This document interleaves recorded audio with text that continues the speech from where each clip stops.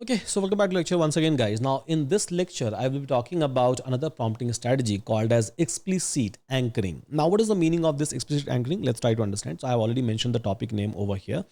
Now, explicit anchoring simply means that refer to a particular source, the document that you're trying to provide, the context that you're trying to provide, or a position in a particular document explicitly. And this is called as explicit anchoring. So let me explain you this part in a example, by the way. So let me convert my markdown to Python. Okay.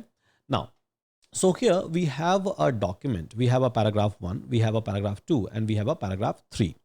Now, so what is the meaning of explicit prompting? So just try to focus on this particular prompt part. So you are a helpful assistant. So I'm trying to define the role. Read the following context. And context means this particular document. Read it out, fine. And instruction wise, I have given an instruction that in a paragraph 2 means I'm trying to mention explicitly a source or a position. So I'm saying that from a paragraph 2 only 2, right? So paragraph 2 of the retrieved document, it says LangGraph supports agent collaboration by enabling a multi-node agent to share a memory and a coordinate via transition.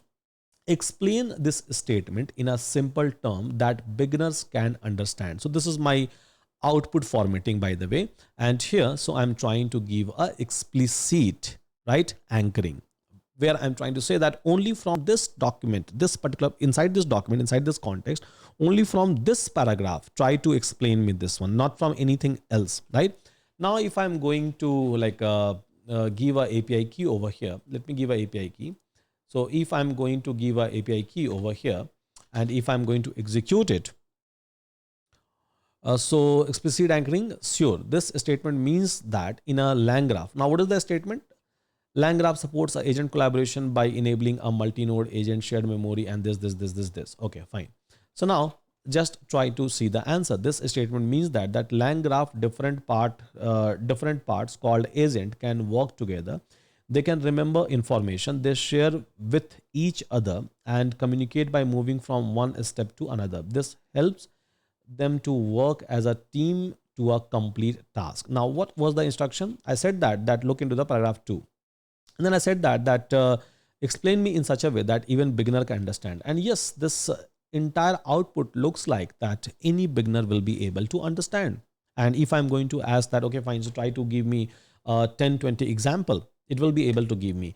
But what is the meaning of this explicit anchoring? Explicit anchoring means I'm trying to give basically a source or maybe a position. I'm clearly defining that just look into the paragraph 2. Do not look into the paragraph number 3 or a paragraph number 1. This is something called as explicit anchoring. So where I'm trying to define a position in a context explicitly.